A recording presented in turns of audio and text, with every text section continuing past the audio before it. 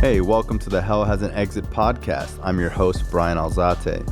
This show is not affiliated with any specific 12-step program. If you or a loved one is struggling with an addiction, please find a local 12-step meeting. If you believe you may need detox or drug treatment of any kind, please call 888-699-9395 to speak to a specialist. The show is sponsored by United Recovery Project, a state-of-the-art drug and alcohol rehab facility. You can visit our website at unitedrecoveryproject.com. All right, welcome to Hell Has an Exit. I'm your host, Bryan Alzate. On this show, we interview mainly recovering addicts, but basically anyone who's gone through any type of near-death experience, and try to have a different type of person each show.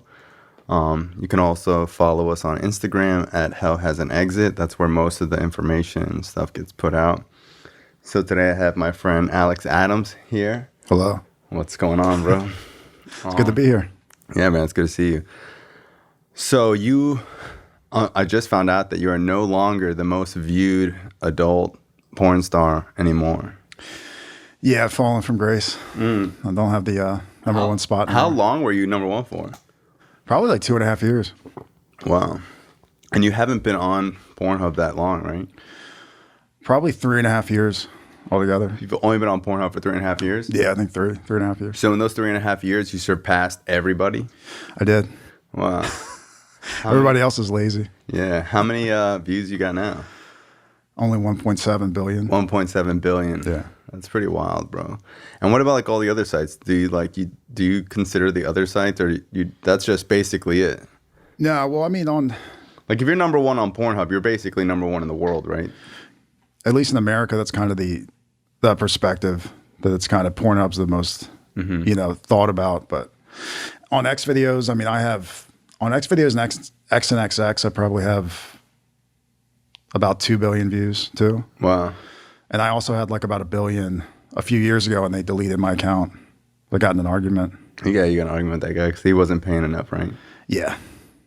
Me and a friend, another producer, decided that we were going to have a strike and say we weren't posting content until they started paying us more. And they just said, fuck you. Yeah, they deleted our channels. Wow. But then we both got back on Nice. about 1.5 years ago. You think they care? They just haven't noticed or whatever? We tried to be low-key about it and didn't Yeah. use our names at first, but I think they know and don't care. Yeah, they're huge. So I don't know too much about your story, but I do remember, how long you been clean now? 8 years. 8 years, wow. Yeah, I've known you basically the whole 8 years. I remember when we used to go to the 10 o'clock, or was it the midnight? It was probably the 10 in the midnight. Yeah, it's mostly where I go. Yeah, so if you just want to like jump into your story, like what growing up was like, where you're from, go for it. I don't think I've ever heard you speak at a meeting. I think you sharing the other night was probably one of the only times I've heard you share. Yeah, I don't share all that much. I've spoken a few times. Just a quiet guy. Well, when you're quiet, people, they don't know they don't know if you're stupid or a genius or You learned that weird early on. yeah. So if you don't say anything, you don't sound stupid. So. There you go. But I should speak more. I don't know. Early on for meetings, I just kind of got drilled into me to shut up and sit down and listen. And if we want to know how to smoke crack, we'll ask you. Yeah. And but yeah, no, I'm from Maryland. I got good parents. My dad's an alcoholic, but my parents are still together. Currently still drinks? He does now, yeah. But he's had been in recovery multiple times. He said when I was born, he got sober for the first time. And he stayed clean for like 8 years. Wow. And then in and out, he's got like a pattern of like 2 or 3 years clean, and then he'll drink for a couple months or a week or two. And then, so the past few years, he's been drinking again. And that's been like that the guy's probably got like 20 years clean altogether over the past 30 years. Does he go to meetings or anything like that? Not right now because he's kind of drinking, but when he has before. Gets clean, he goes to meetings. A lot of times though, he'll go for like a couple months and then kind of just, not stop, and then he'll stay clean for another year or two. Complacency. Yeah, I mean, I remember early on, I started, like alcohol was the first thing when I was like 17. But the first my dad took me to a meeting. Like the second time I drank, I blacked out and I threw up all over the bathroom, and my mom found me because I was drinking by myself after school because I was just like, I'm going to try getting drunk. And but he took me to an AA meeting, and like before we went, he's just like, this is kind of like church. A lot of guys go to this all the time because they need to, and it's it's a little weird, but it'll be good for you. And I don't know what else to do, so I'm going to take you to one because you're just like me. Wow. And I was like, okay. What was high school like? It could have been better, man. I, for some reason, decided to go to an all-boys school because two of my friends from like middle school wanted to go to it. This like all-boys Catholic school. I didn't have a lot of friends, but I had like one really good friend, and he got me into working out and got us to join the wrestling team, and it was it was all right. I wasn't really a good student. I was smart, so I did good early on, and then by the time I got to 16 or so, I kind of was like, fuck this. Making B's and C's and stuff, yeah. Because I didn't want to do homework or study or. And then I think by 17, kind of out of the blue, I just decided that I haven't ever drank before, and I haven't ever smoked a cigarette. So I just one day after school, I had a beer and By yourself? Yeah, by myself. Yeah, just totally out of the blue. And I was like, oh, that's all right. That was pretty cool. And then a few days later, I got drunk, and then and I just kind of decided to try to keep getting fucked up as much as possible. Early on, I didn't have like a ton of friends. I was kind of like a nerd a little bit. Like, I was really into like reading all the time, and kind of, my parents lived in the woods, kind of out of the way. So, I was really used to like doing shit by myself. So early on, once I started drinking and stuff and using, like, I was cool doing it by myself. And I had no for some reason, like I had good parents. I didn't have any abuse or any like reason to think like, oh, I'm like 18 years old, like I should wake up and drink a pint of vodka at 9 a.m. or like try to find pills. And, I've always been like super obsessed with stuff. So I get into something and I get super compulsively obsessed. So I remember being like 17, 18, like I'd go on Arrowhead and I'd be looking at like research chemicals and like legal ways to get high. I started getting into like, doing Robitussin and sleeping, like over the counter sleeping pills. And, I'd be like tripping balls and in my room in the middle of the night and like screaming sometimes because I'd like hallucinate. And a lot of my using wasn't like, a lot of it wasn't that much fun. There was fun times, but a lot of it was just really like, just rough and crazy. But I just kept going for it. And from the very beginning, I had consequences, My biggest dream was to be able to use for like 6 months or a year and not have anybody find out.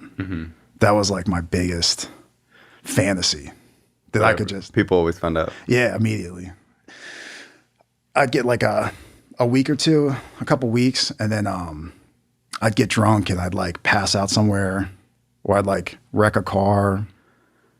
I just do like crazy shit, and I'd get in trouble. My parents would be like, "You can't leave the house. We're taking your keys." And like, I went to treatment the first time at like 18, and I went to a fancy treatment center, the first one. Can I say the name of it? Sure, whatever. I don't care. As Father Martin's Ashley. Yeah, it's a pretty good spot. I had a good time. I had no intentions of staying clean, but I was like, Did you ever think like about 12-step meetings at the time? Were you ever like thinking about going to AA or anything? Basically, when I started using it at 17, I might have been like still 16, but I was almost 17. And then right away, my dad started to get me to go to some meetings with him. I just figured like, you know what, this is good for some people, but I don't need that because I'm going to figure out how to constantly get drunk and use drugs and not get in trouble, even though I never could do that for more than like 3 weeks. And I would never really do anything different. I would just get blackout drunk and steal pain pills from my grandma. Like there was like never really any control, but I just always hoped that somehow I was going to do something different, and I wouldn't. But I figured that it was just like a moral failing or something I had, like, and that I would just figure it out. Like there was some kind of like secret that I would figure out and I would control it.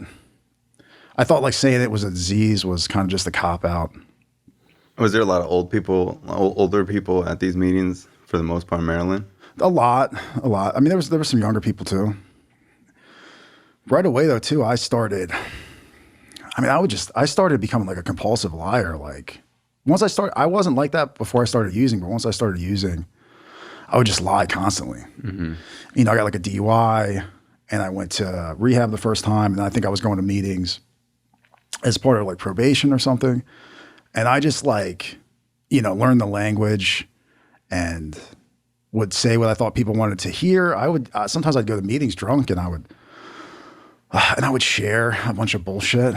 I talk about like, oh, God is good.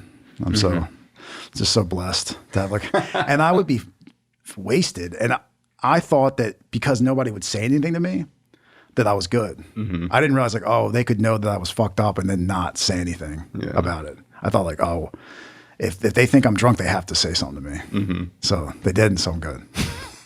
And then what happened? I did that kind of for a couple of years. I think at 19, I went to a treatment center again. That one was not as fancy. That was like my first kind of inkling of like, man, maybe I should stop using for a while. That was kind of the first like, I'm 19. This is the second treatment center.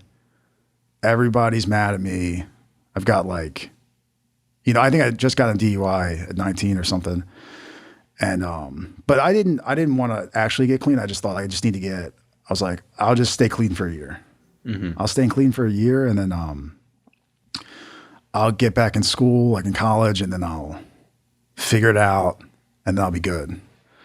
And then after I got out of there, I think I went to a halfway house and I was there for a couple months. And I was like, oh, 6 months. I was just get 6 months and then I'll be able to figure it out and start using. And I think I ended up making like 5 months clean before I started using again. The idea actually really trying to stay clean forever was just crazy.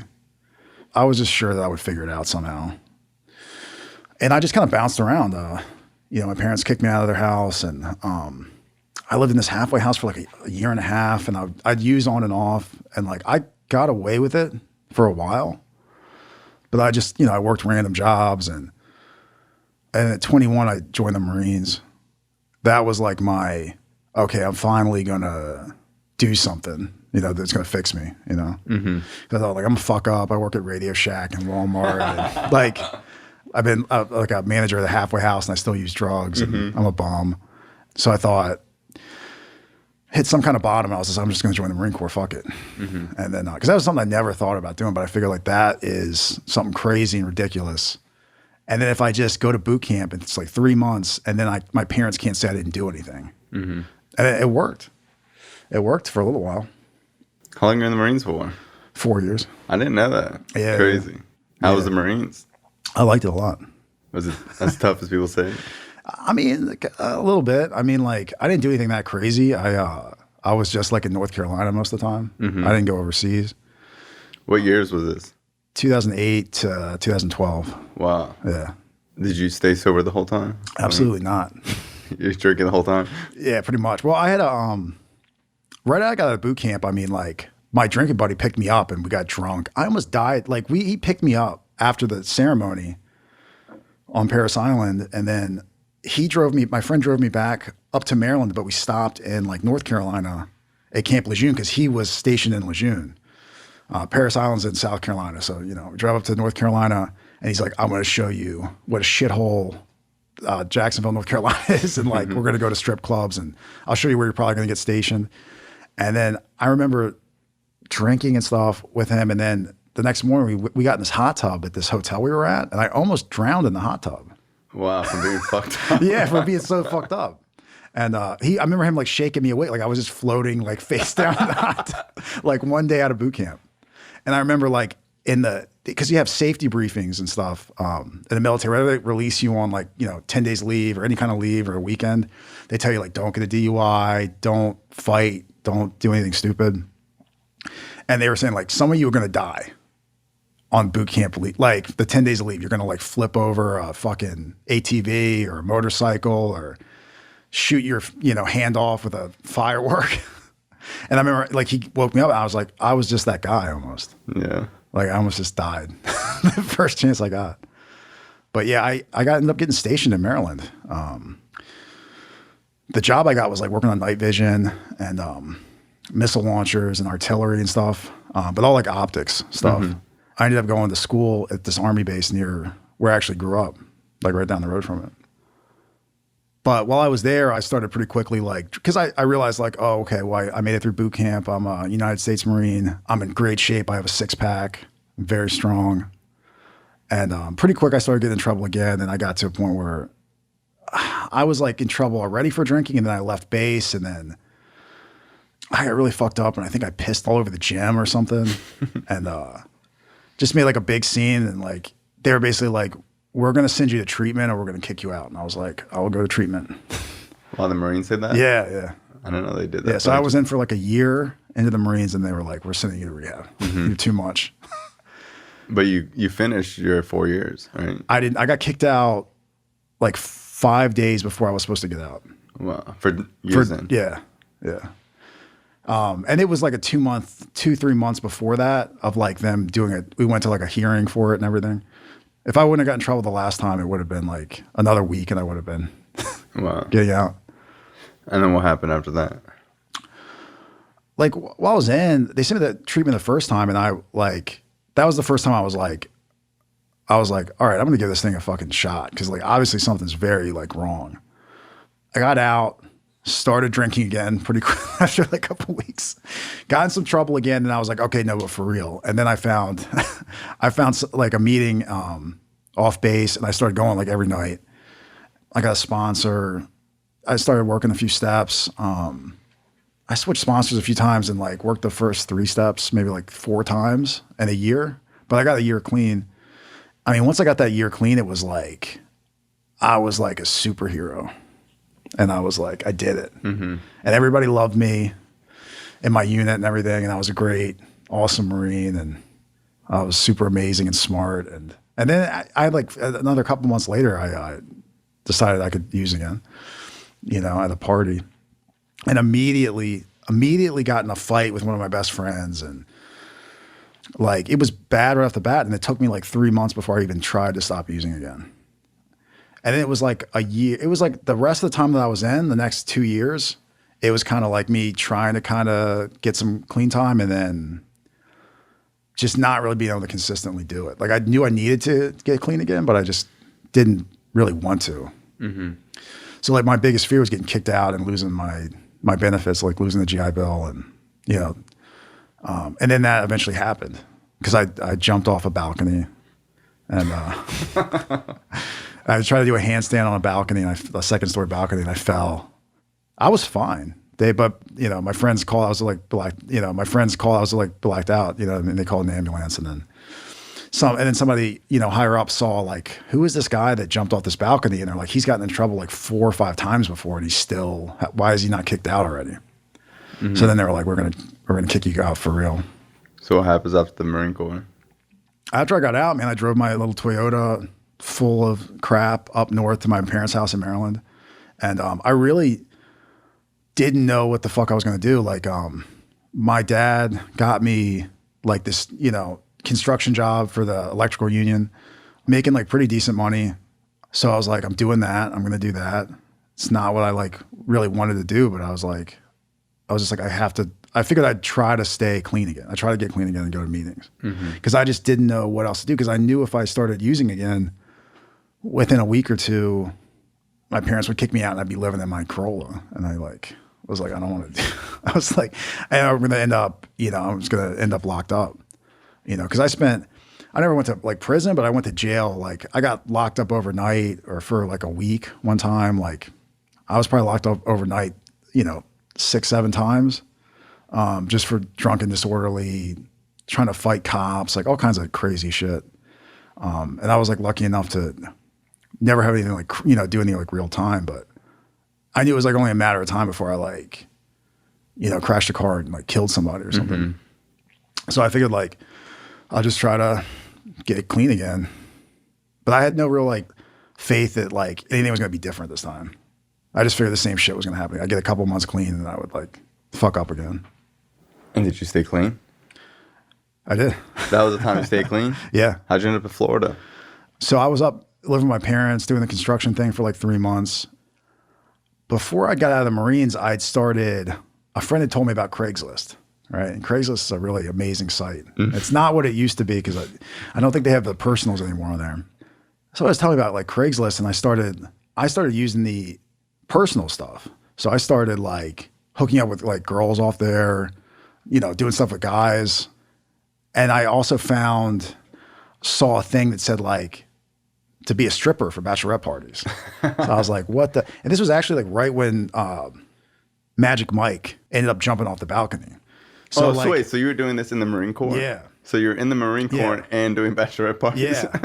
And then I remember there was like, I got in trouble and there was like pending investigation. Like they were probably going to kick me out and everybody hated me. And I remember being on restriction where I couldn't leave base. And then I got a booking for this bachelorette party and I just went and did it. Because I was like, you guys are kicking me out anyway, fuck off. And then I remember being like, having no money, I spent it all. And being stranded like an hour and a half away from base and just getting a cab and because they had some kind of thing where they would pay for your cab if you didn't have money.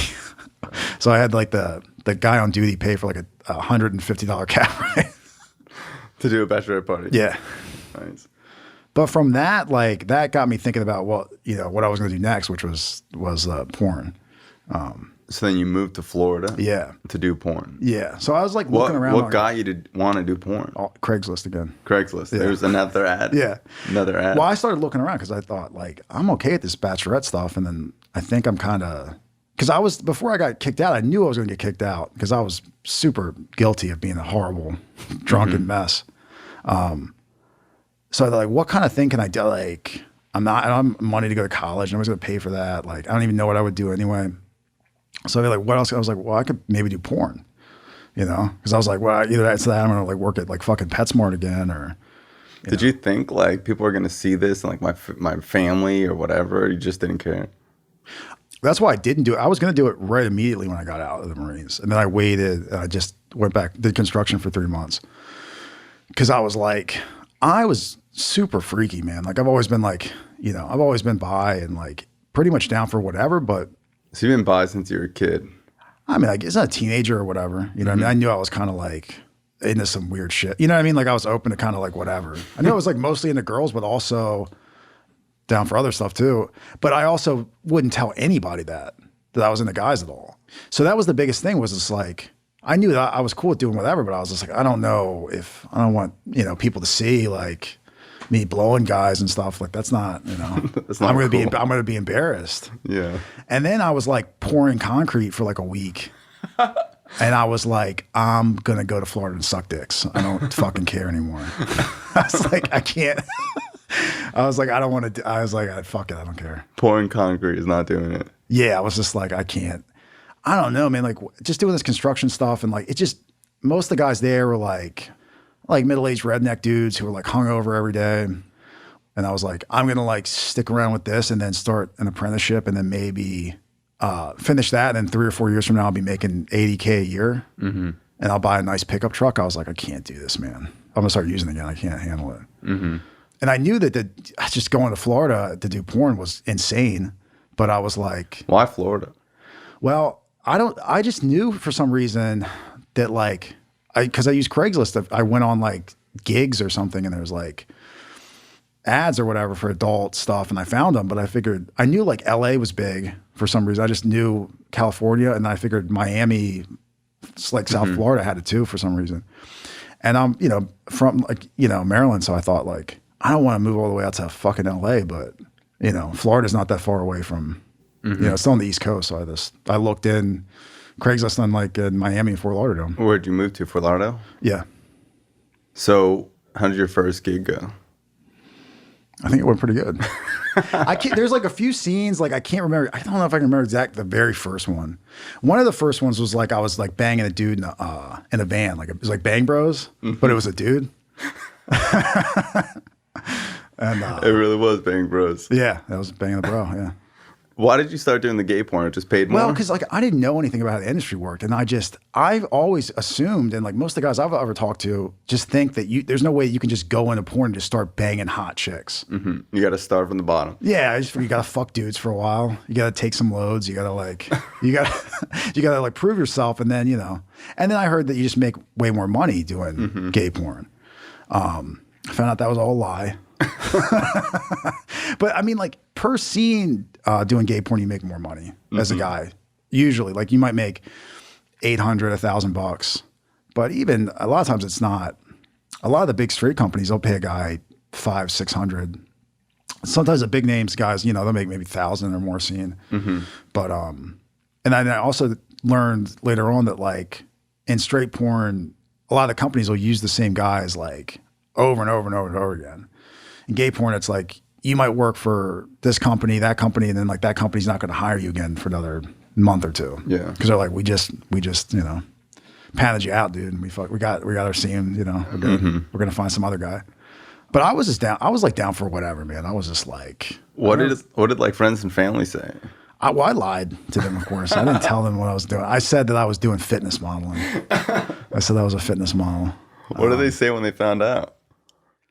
I was doing it for maybe like 3 months, and like so, like in porn, it's it's like you're a contractor, so you have to fill out like, a W-9, and you get W-2s and shit.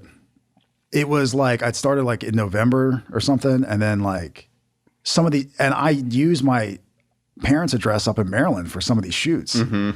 And they told me like, oh, well, it's just generic company name. It's not going to say like Big Fat Cocks Entertainment or whatever. Don't worry. And I was like, oh, okay. And it did? Because I couldn't remember.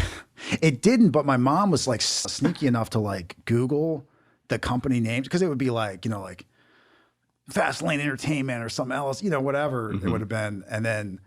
And she called me up. I've been doing it for like 3-4 months down here. And she's like, Andrew, you're doing gay porn? You're doing gay fucking porn? And then I just immediately hung up the phone. And I was like, fuck. And then I called her back like a day or two later. Did your parents know you were bi?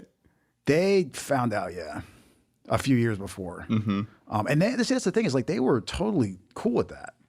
They were just like, which almost blew me away. I wanted them to kind of like disown me or something, because I felt kind of ashamed.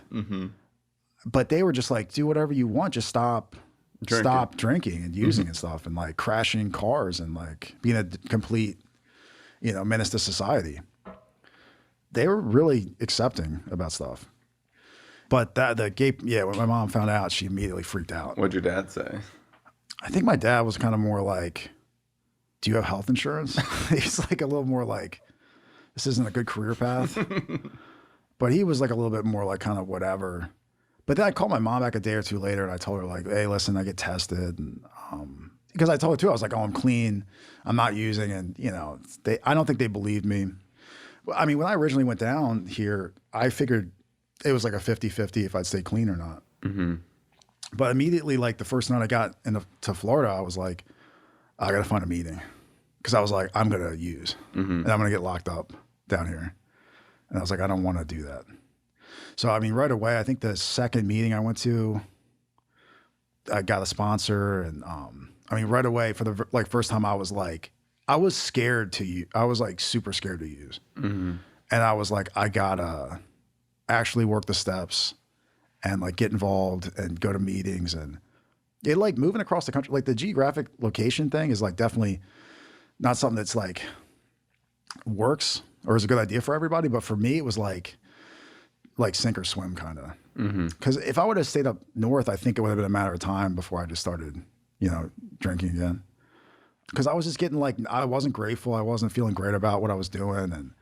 And I was just like, oh, I got to stay clean so I don't get kicked out of my parents' house. Yeah. Which is a miserable kind of existence to have, Then I moved down to Florida, and I was just like, I got to stay clean so I don't, try to punch a cop and get locked up. And I wanted to see what was, because I knew what was going to happen if I started using again.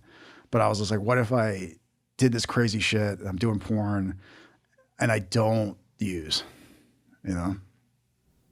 How did your career kind of progress? Like, what did it turn into just doing gigs to? Yeah, so I like found an agent, and a agent. I gauge. And so like all agents like lie.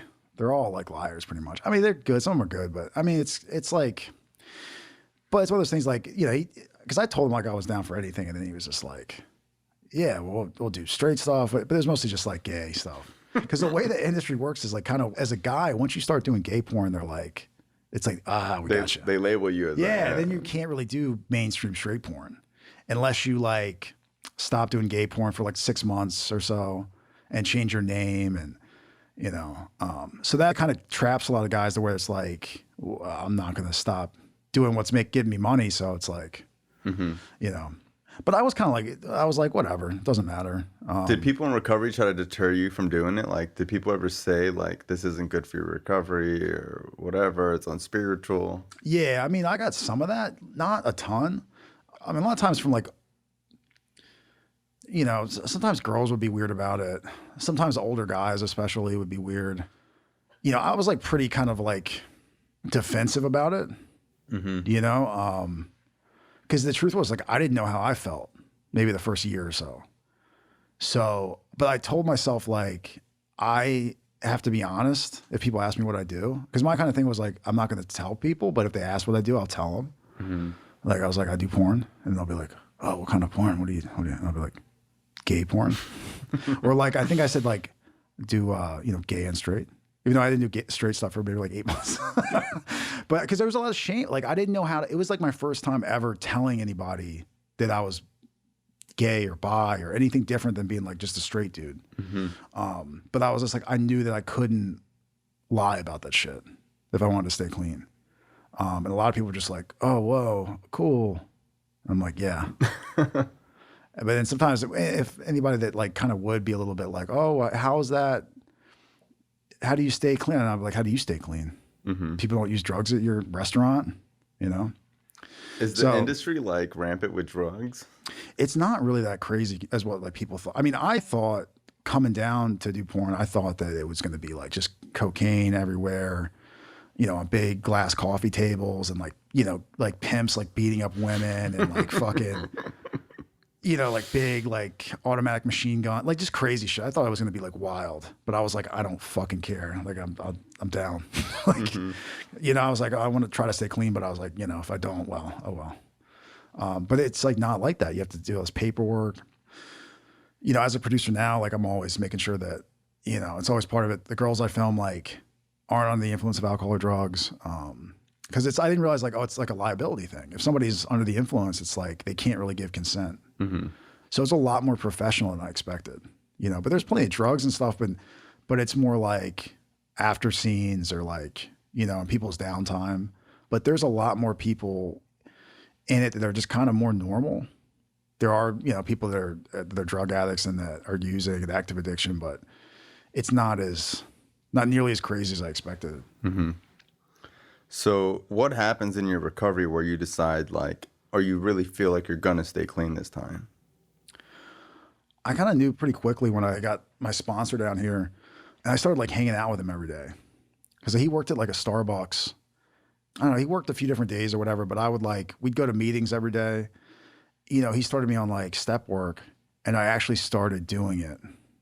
I started like hanging out with people like after meetings till like 1, 2 in the morning and going to like diners and stuff. And like, I don't know if there's an exact point, but I just kind of knew like, I think I might actually be able to stay clean. Probably the biggest thing that really, I knew something was different this time was when, cause you should get paid like in a check from doing a scene.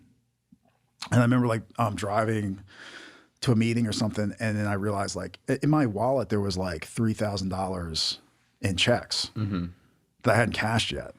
And I was like, what the fuck? Because a year before, it's like if I had $3,000, it was like, I'm at the bank. I'm like, give me cash right now. And they're like, sir, we have to, I'm like, give me my money right now.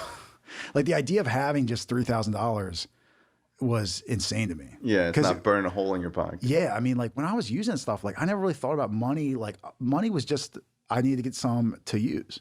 To buy coke, to buy weed, to get, to buy booze. Like you didn't just have a bunch of money. I mean, when I got paid for anything, it was just like that was already going to, to use. So that was a big kind of turning point where I was like, I'm making more money than I'm used to. And like, I haven't used yet. You know what I mean? And that like gradually, like, as I made more and more money and stuff over time, I grew into like, to being able to like, oh, like money's just a thing. It doesn't mean I need to. A lot of times I had this fantasy that somehow like I'd get my, using under control. And then also I'd somehow get like a really fancy wooden chest and I fill it full of like fancy exotic drugs. And it's so insane. And like, I'd have like like a bunch of acid and like ecstasy and like, yeah, you feel like if I had more money, I'd be able to manage it. I thought that if I could just get ahead and get, like $5,000 or something, and I could just get a whole bunch of drugs and I have this special drug chest, I would be able to just use a little bit and then not use all of it. And I put it back. Yeah, put it back and just have a good time. Yeah, I'd be able to like, have like a gentleman's drink. Yeah. Have a little cocktail, do a couple lines, and I put it back under the hidden wall. I mean, just crazy, man. But that was a fantasy I had. So how did your career start like change and you started doing straight porn?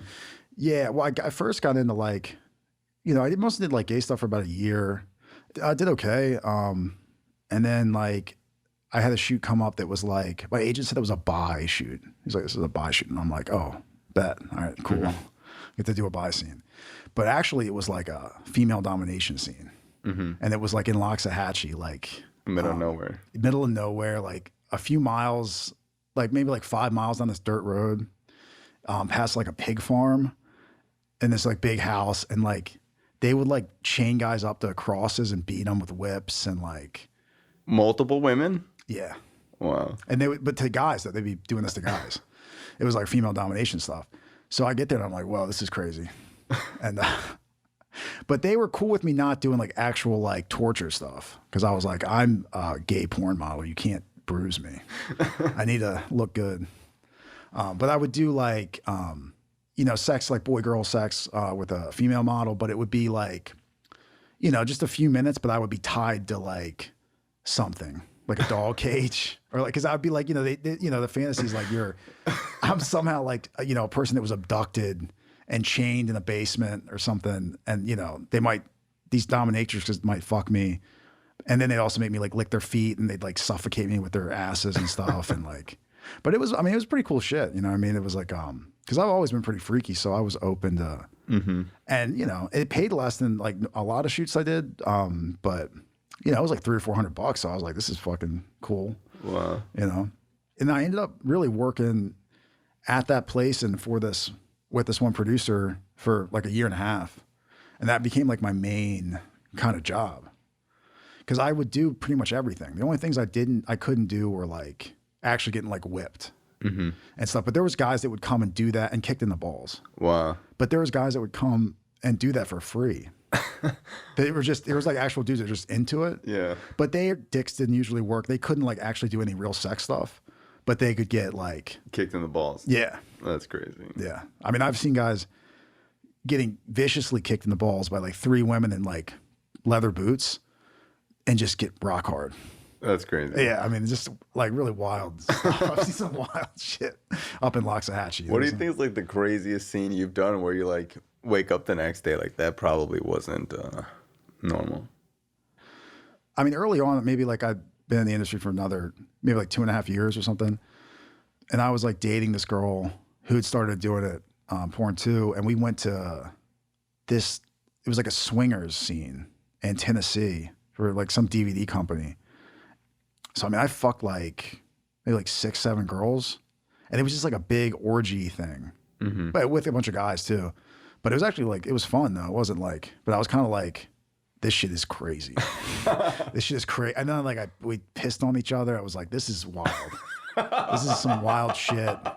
And like, we didn't make a bunch of, but I was just like, this is fucking, cause back then, the first few years, it was a lot more like, I was cool with doing stuff with guys and it was hot or whatever sometimes, but it was really like fucking girls was like a self-esteem thing for me. So like the more girls that I fucked, the more it would make me feel like a man and like fucking cooler and shit. I mean, like if I'd fucked like 5 girls in a week, you couldn't ruin my day. You could hit my car and like, I would be like, I don't care. I'm fucking super cool and amazing. I fuck women for money. Yeah. You know what I mean? Like, to where it's like, it's a lot, it just became kind of more normal. Like it's fun. I really like do it. And like, I don't want to do anything else. Absolutely not. I don't want to, I still want to fuck hot 19-year-olds for my job, but I don't get that hit. It's like with the drugs, you know what I mean? Where you kind of, sometimes where it's like over time, like you just use to get by, but with the sex, it's like, it's not that it's like, you know, but it's like, I don't, you know, really get high from it. It's just like, it's cool though, you know? But that's everything you get. Enjoy like, what you do. Yeah. I mean, that's the thing is like, but I realized like, oh, I can't use this as like, this doesn't fix me. You know, having sex with 10 hot girls or 20 hot girls, it doesn't fix my problems. It's cool. It's still, I like it, but it's not, you know what I mean? I can still be sad. I can still fuck my life up and be miserable and depressed. Yeah. Which was crazy. Which I've seen. If you would have told me like 4 years ago that I would be a millionaire banging hot chicks for a living, buying supercars, and I would be sad and overweight, I would not. I'd be like, that's not. How is that possible? Can't happen. How would that be a thing? How did you start becoming successful? So, because I remember when I first met you, you know, we would go to meetings and we'd go out to eat. And I remember you just like telling stories. And I remember like there was this one guy at out to eat with us. And he was a few people away from us. And you were telling us that you'd done gay porn or whatever. And he like spit up his food. And he was just like, wait a second. He's like, did I hear you correctly? Like, you fuck dudes? And it wasn't that it was like a prejudice or a homophobic thing. He was just like, Yeah. he couldn't believe it. He was like, I remember he was like, I'm from New York, bro. People don't talk about that shit. He was like, you do that for a living? And you're like, yeah. Yeah, because a lot of people wouldn't guess that, you know? But yeah, I mean, I would be pretty open with it. And when people ask me stuff, I'll just usually kind of just go off, you know? Because a lot of times, like, I don't share a lot, and there's a lot of people that like before they don't hang out with me or whatever, like they think I'm just really quiet or whatever, and then like they hear me talk, and if they get to know me a little bit more, and I start talking about some of the crazy shit I've done, and they're like, "What the fuck?" Like they're like, "What?" Yeah. But It's always the quiet people that are crazy. yeah, How did it go from making $300-400 a shoot, $800 a shoot to like the progression? I'd been like about 2 years in, like being a model, working for other people, and the shoots kind of had been like, they started kind of like drying up a little bit. So, and I saw these people that weren't like big companies, and they were like doing pretty well. Like they had like nice houses, a lot of them, and I was like, these people don't seem like geniuses. Maybe I could like do it too. And so I spent a few months like just doing research online, like looking around and thinking about like, I didn't have a ton of money saved up or anything. So I was just like, what can I afford? And I thought like, oh, am I going to do like a foot job thing and a hand job? Like, so I was like, I could pay girls just like $50 to give me like a hand job or something. And eventually one day I was just like, I just woke up and I bought a camera. I went to the store and I bought a camera and a laptop and a tripod. And like, I was like, let me start filming stuff. But I kind of figured out kind of what, I remember coming up with the name Family Therapy on the ride back from Loxahatchee. Probably getting like fucked in a field by some woman in like latex and stuff. I was like, Family Therapy. And then I was just like, I remember looking it up and like nobody's used that name before. For other porn, for other family. And then I was just like, it's so generic that it's, you know, there's not just one, you know. So I was just like, fuck it. I was like, it's brilliant. It's perfect. Genius. I'm a genius. And I started filming. I had a girlfriend at the time I was filming some stuff with, and I'd pay her a little bit. And then some other girls that I knew from doing like the film. So that's stuff. when you started filming your own content. Yeah. And then for the next year and a half, I was still shooting for other people too. But I started. Were you making money from your own content? Pretty much right away. The first couple of days I got on Clips for Sale was the first place I put stuff. And I made maybe like $267, I think, was the first check for being online for 3 days. The first day, because it was like you upload videos that you shot and then people pay to download them.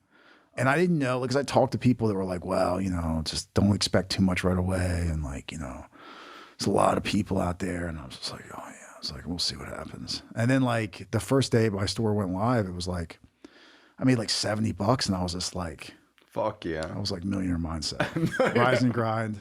I immediately was like hooked. I was immediately, because you'd get emails.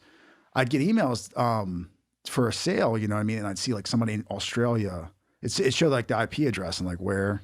So I'd be like Australia and then like Germany, like somebody, and I was just like, what the fuck? I'm worldwide. Yeah, I was like, this is real now. This is crazy. So I mean, pretty quickly, I'm making some money. I think the first month I made like full month was I made like $1,700, and it just kind of kept growing from there.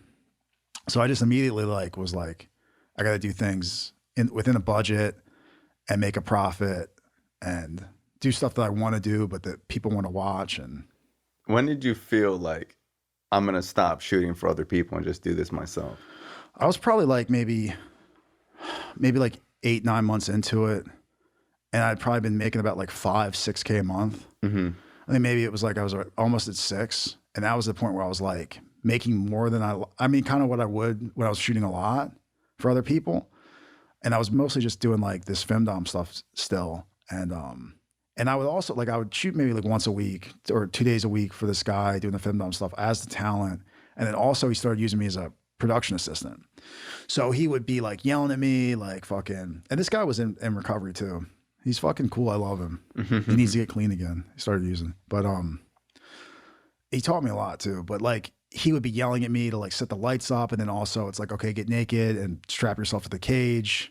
And then fucking, so it was like a lot. And the shoots would be long. It'd be like 10 hours, 12-hour days.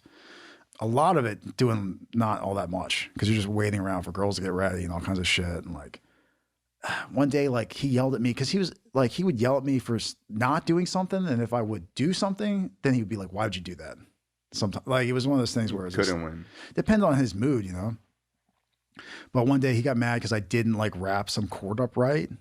And I was just like, fuck you. I'm leaving. And I started screaming at him. I lost it. And then I left. And how long have you been clean at this point? Probably like 3 years. Almost 3 years. Yeah. 2.5 years, something. Yeah. And then a year later, we kind of made up and I started being talent once in a while for him actually. But I was done. I was like, but it was scary because I was at the point where I was like, I was pretty much like, I can just do this. But I was also like, I'm scared. Like, but then I was just like, oh, I just burned that bridge down. So I was like, so it's just and there was a few other people I'd worked for, but not much. You know what I mean? It wasn't, you know, at that point, it was almost just the kind of, you know, the femdom stuff and then my own stuff. And then when did your stuff start blowing up? Like, when did you feel like, holy shit, I'm making money? Once I got on Pornhub. Because prior to that, you're still pretty popular, but not like that. Yeah, like I was on, you know, a few clip sites, and then I got on X videos, and I was doing like, I got, you know, a lot of views on there, like like 500 million, 600 million. But then I got on Pornhub, and because like a friend of mine who's a producer was just like, dude, why aren't you on Pornhub? And I was just like, well, I tried to sign up, but they didn't like email me back. And he's like, I'm making 30K a month. And I was like, what? He was like, yeah. So I was like, all right. So I figured it out. I was emailing the wrong thing. And then, yeah, I mean, like within the first month, I'd like over doubled my income. Wow. And I was like, I mean, the thing was that a lot of these tube sites, like were stealing my content for years, which is like sometimes a good thing because it got more people to see my stuff. So it's like, in a way, it's like, it's good. And then at a certain point you're like, okay, that's enough. And then, you know, once I got on Pornhub, they let me transfer all that stuff, pirated views, to my account. So, I mean, over the course of like 2 weeks, I got 100 million views. Wow. Because all my videos were already on, a lot of them were already on there. And then I just stayed on it. Because I knew from, you know, already doing my own stuff, it's like when you get momentum, you stay in it. You know, you don't like let up the accelerator, you go fucking further in. And that's what I did. And then you're just like making money instantly. Yeah. And then, you know, I'm doing, you know, upload every couple of days, and I just got views and views and views. And what'd you do when you first started making that? I called the Lamborghini dealership. I think it was like a month after I started making, like, I was on Pornhub for maybe like 2 months, and I called up Lamborghini Broward. Really? And I was like, I'd like to talk about that. Your financing options. I mean, I immediately was like, I started getting weird. Yeah. When did you get into cars? I only started getting into cars like probably like 5 years ago, man. So you're not a real car guy. No, I'm fake, man. I'm just trying to flex out here. Yeah. I mean, like I've always liked driving.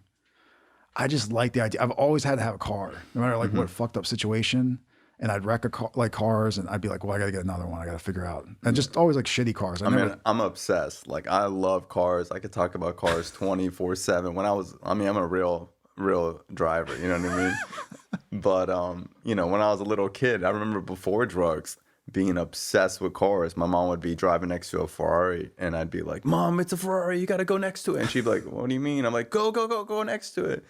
And I obsessed about a GTR for years, like just watching YouTube videos about GTRs nonstop. Yeah, it's really lame.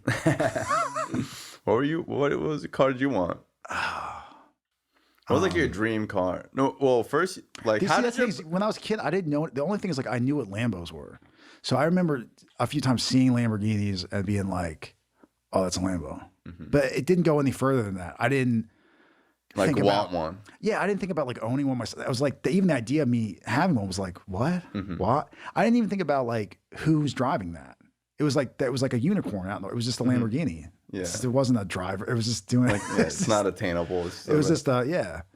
So what do you got now? You have a baby blue 720. Yeah, which is stage 2. Stage 2, and then stage 2, Audi R7, and then they have a G wagon, G63. You like it? It's really dope. I really, really like it. Yeah, I knew somebody a couple years back that had a G-Wagon, and I thought it was kind of dumb. I just never thought about them that much, like, because I heard they weren't that great, but then like YouTube again, I started watching YouTube videos, and then a day later, I'm like, I'm calling car dealerships, and I'm like, but it's a 19, so it's like one of the new style ones, once they redid them.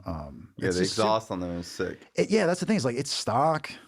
And I think I'm probably just going to keep it, I just tinted the windows and like fucking, it's just good. It's quick. It sounds crazy. It's comfortable. I could tune it and stuff, but I don't know if I'm going to, because it's like a giant bread truck. Yeah. So I'm kind of like, I don't know if it's to go fast. Because I like it a lot too, because it's like you just kind of get on it and you're like going 40, 60, 70 even, but it feels like you're going like 120. Yeah, if you go 120 in that car, you feel like you're going to die. Yeah, it feels really, Let's talk about how like the past couple of years, because I remember that period of time where you were probably the most depressed person I've ever met. Yeah, well, what had happened was like I started like the first few years I was clean down here. I worked all the steps. I did H&I for like a year and a half. I was doing the fucking deal, and I was about it. And I was doing shoots and stuff, and I was cool with that. And then I got in this relationship, and I kind of started drifting away from sponsorship and like working steps and stuff with that. And then in the middle of that relationship, I started filming my own stuff. So once I started my own like business, I became like obsessed with that. So that became like the priority kind of. And I've always kind of made sure I've like usually like hit a few meetings a week, even where like there was, a couple of years where it's like, I just be in the back. I wouldn't talk to anybody, or just a few people I wouldn't share. Cause I just like know in my bones, like what'll happen if I like stop going to meetings for 6 months, Which is the same story with everybody. I mean, yeah, that's how everyone. And I've just seen it so many times, man. I just kind of got obsessed with building my business, and then it got to where it was like, chasing the money, and then getting into cars and stuff, and it got in my head like, oh, I got to make this money, and I'm getting these like crazy cars, and like that became the priority. And I broke one of my like a pinky finger at some point, like I think like 3 years ago. And up to that, I was like in the best shape of my life, probably. It was like 3.5 years ago. And then I was like, well, I got a broken finger. I can't work out for a little while. I got to take it easy.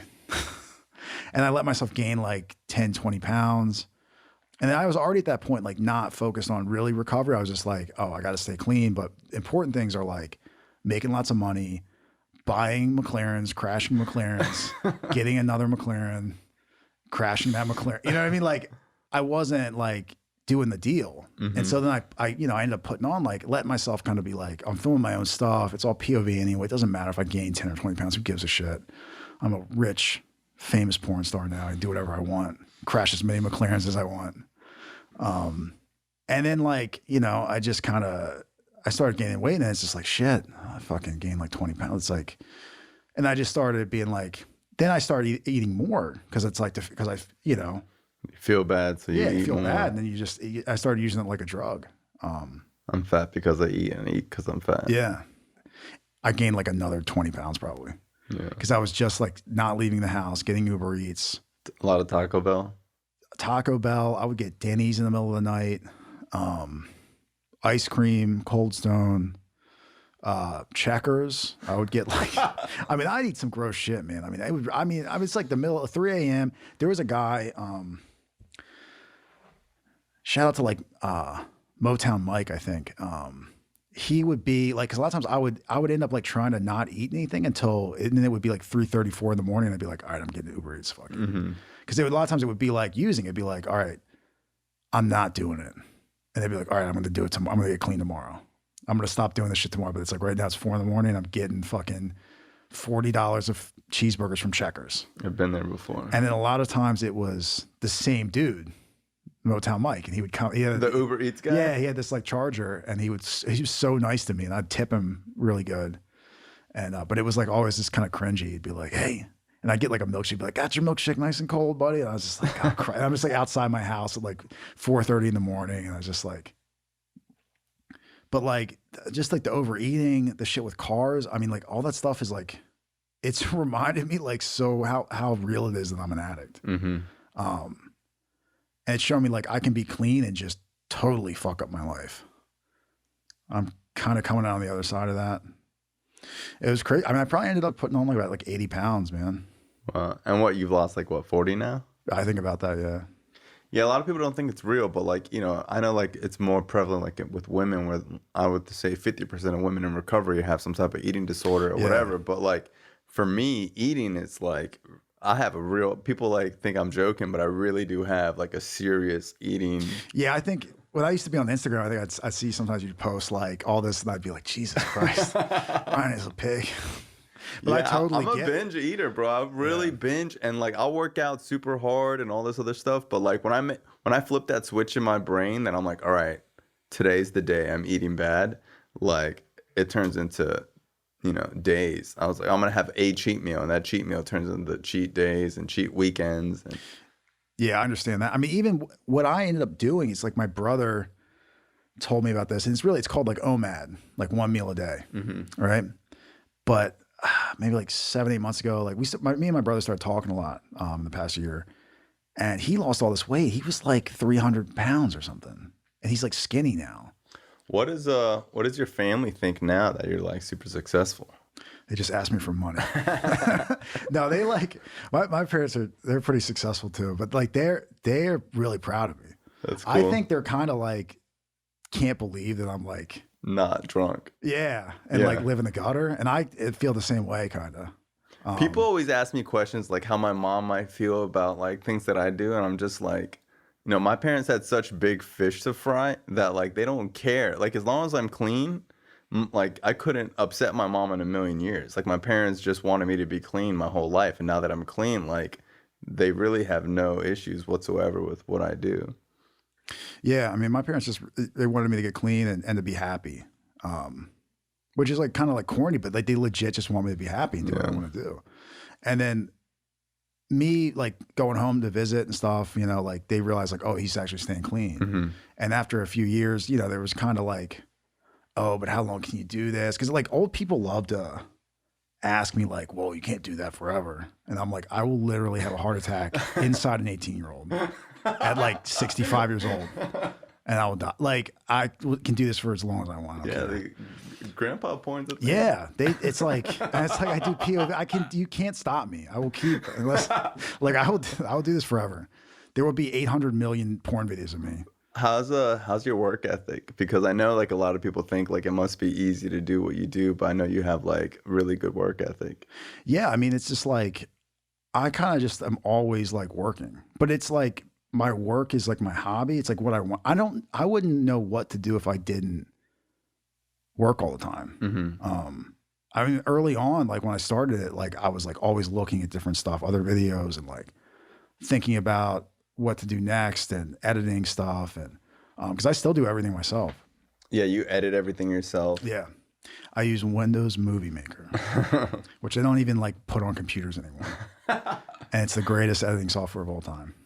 But I like to keep things simple, you know what I mean? But I'm just always shooting a lot, and I'm always putting out new videos, and like my style's really simple, but I really try to make my videos feel a certain way. And like early on, I realized too, is like it didn't take a lot of money or like fancy equipment to make stuff look good. And a lot of people might use like stuff that's pretty fancy, and then like the video is actually not that good. So I realized like with a limited budget, how do I make shit as hot and look as good as possible? And that's what I've just been like obsessed with it. And it's, I love it. Sometimes I get burnt out, but it's kind of like, because I think about sometimes like, what if one of these companies like tries to buy me out, And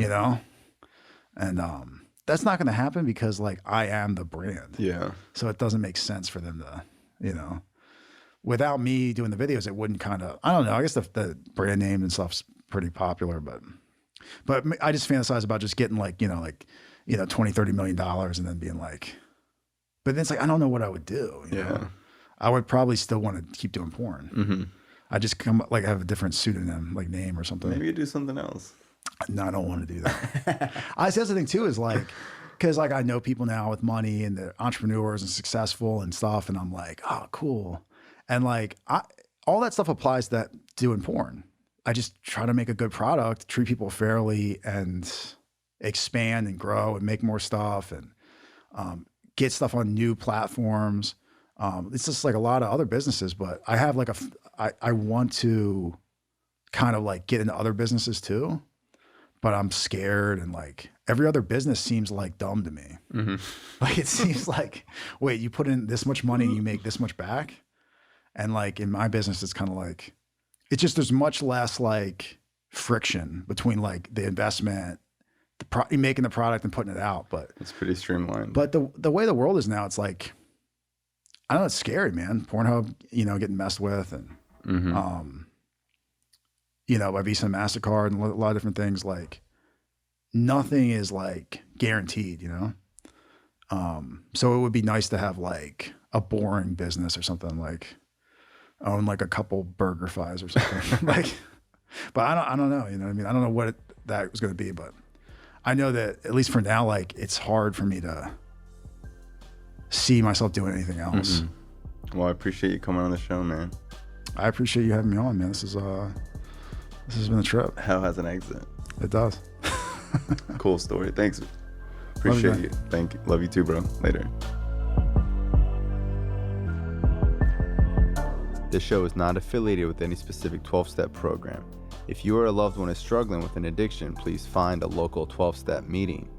If you believe you may need detox or drug treatment of any kind, please call 888-699-9395 to speak to a specialist. The show is sponsored by United Recovery Project, a state-of-the-art drug and alcohol rehab facility. You can visit our website at unitedrecoveryproject.com.